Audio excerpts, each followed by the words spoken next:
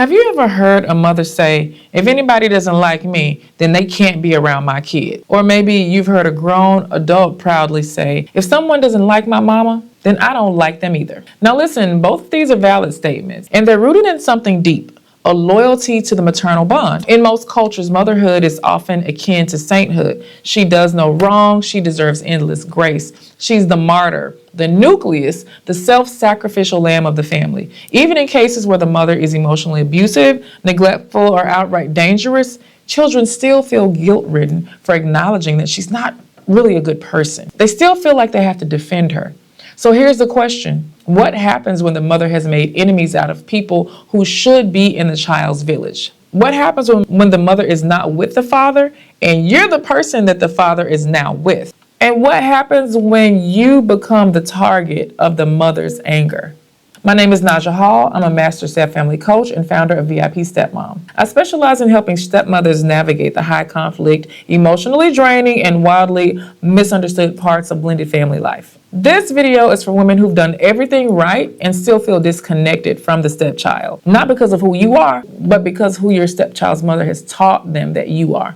You see, the stepmom is a very convenient dumping ground. She becomes a scapegoat for the mother's angst, blame, and burdens. And unless the child is highly self-aware, unless they have the tools to critically think outside of their mother's influence, then that kid is often going to view you as the enemy. Not because you did anything wrong, not because you weren't kind, but because their mother, the person who they see as godlike, told them that you were bad.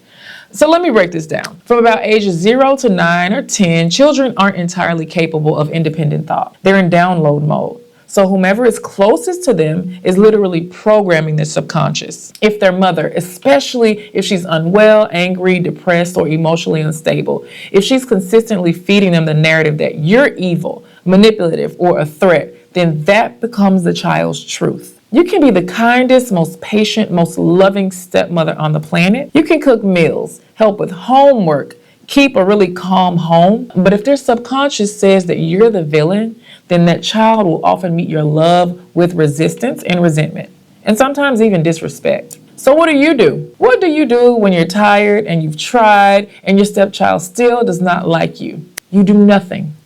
Let me say that again. Do nothing. You radically accept that this child's perception of you has been shaped by a voice that's much more powerful than your actions.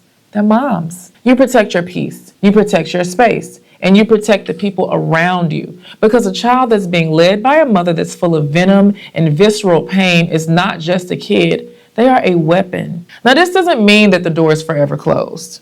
If the child eventually grows up and finds enough distance emotionally or physically from their mother, or they develop the capacity to think for themselves, then they might begin to see you for who you actually are. They might notice how other people loved and trust you. They might remember your fairness and your consistency and your presence in their lives. And one day, maybe just one day, the cloud will lift.